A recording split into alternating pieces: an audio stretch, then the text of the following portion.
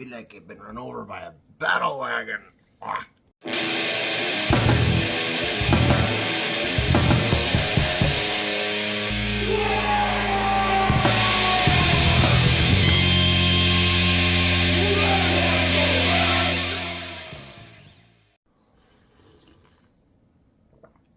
Needed me red squig first. Wow! Welcome back to the Red Ones Go Faster. Old Big Mek here, and today we're talking about grand tournaments. Seriously, it is a rough morning. Anyways, welcome back to the Red Ones Go Faster. I am indeed Old Big Mek, and we are talking about grand tournaments in the U.S. Open Series. Now, for those of you that don't know what I'm on about, Warhammer Games Workshop has made official events for a long time.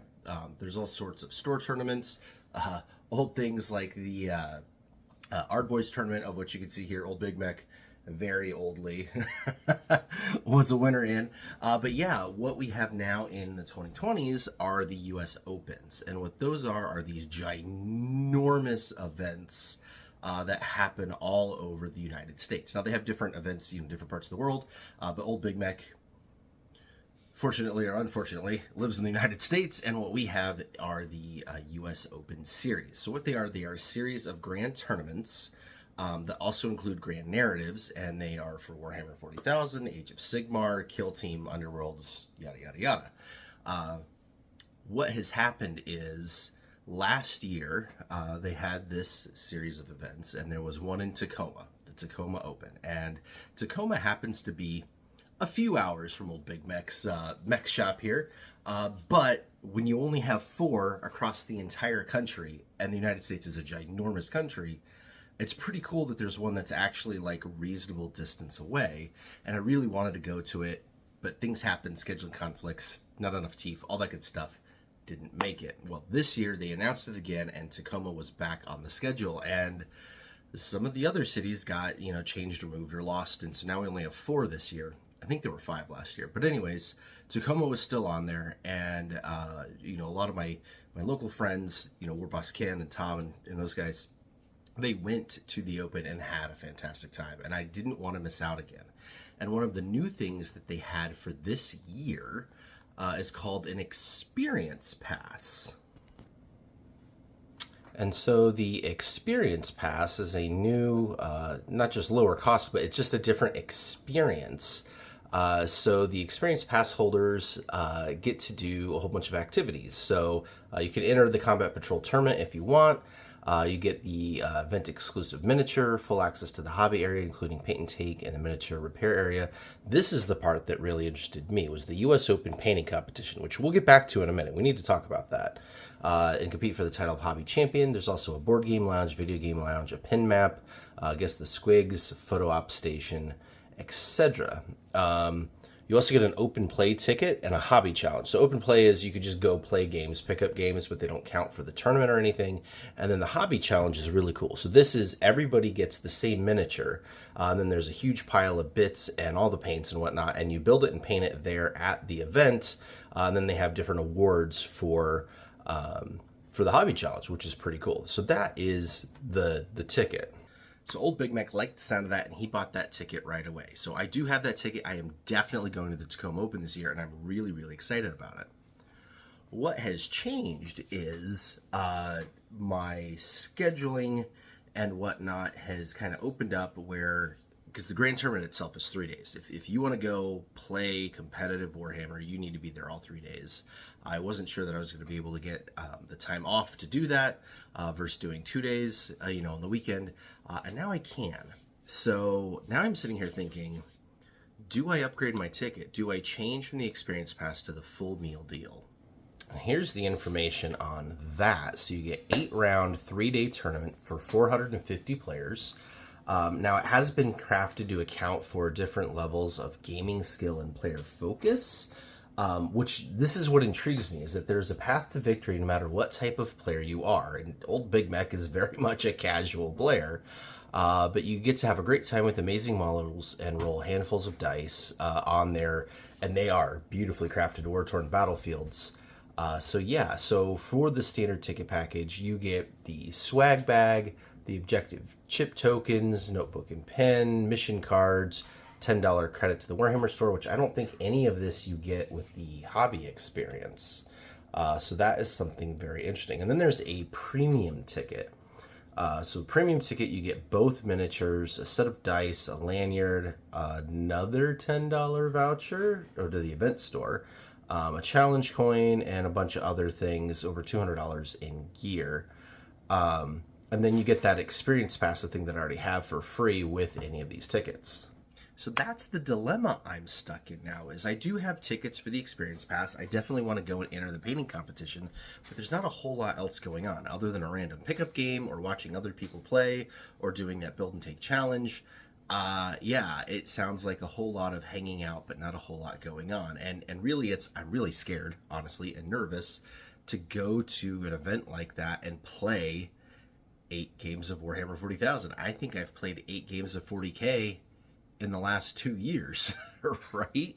And probably maybe only 3 against other people of 10th edition. So I'd really need to brush up, not so much to be competitive, but just to make sure that I know what the rules are and I'm actually giving my opponent what they're looking for. You know, you want to play against somebody that knows the rules. You want to play against somebody that like can actually move their units and make decisions and play the game and be an enjoyable game to play against, versus sitting there flipping through a rule book back and forth because they don't know anything that's going on and don't know the game. And that's kind of where I feel like I might be. As much as I theory craft and list and do solo stuff, actually playing full meal deal games where there's primary and secondary objectives and you're doing the whole mission pack and the whole 9 yards against somebody else in a time limit is a very different thing, especially when you're talking about a high stress environment, 450 people, 8 rounds over 3 days in this tournament. That's a big deal. And so that's what I need to decide, is whether or not I'm going to upgrade my ticket package and go play a tournament. My first competitive tournament, I think probably since 2008. It's been a hot minute.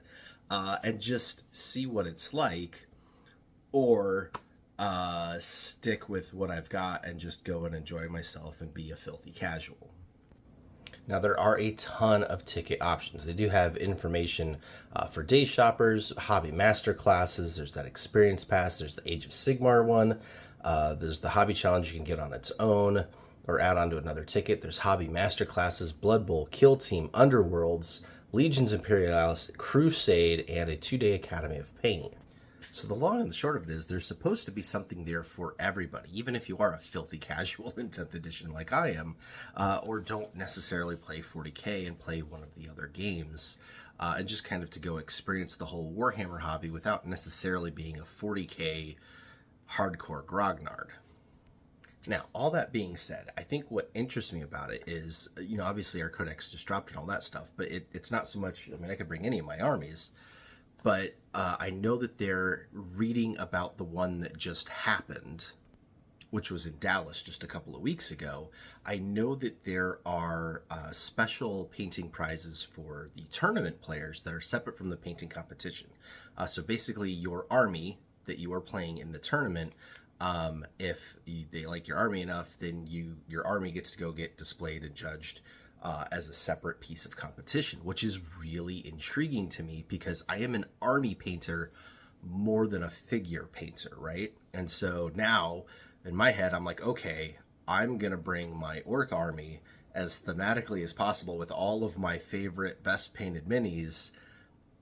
So even though I'm playing this like 8-round tournament for gaming, really what I'm there to do is show off my paint jobs and see if I can't get my whole army commended. Now, the painting competition, I haven't been able to find a whole lot of detail on. I'm not even sure that the Dallas Open had one. I've looked, I've Googled, I've Reddited, I've been on Discord. So if any of you mech boys out there have the answers, I would desperately like to know them down in the comments below. Was there even a painting competition at Dallas? And if so, what were the categories and who won them? Like, I can't find anything. And even the stuff for Tacoma, it only lists 2 different things for the painting competition. It says, and I quote, the U.S. Open Painting Competition, bring a model or a unit and complete for the title of Hobby Champion. That's it. That is 100% of the information on the painting competition. So single model, but does that mean like I could bring a dreadnought or Gazgul or a vehicle, a battle wagon or a kill rig or something? Is that a model, or is it like literally like one Space Marine, one knob, whatever, or a unit? And so it's like, okay, so the only categories they have are like single, mini, and unit. So what does that look like?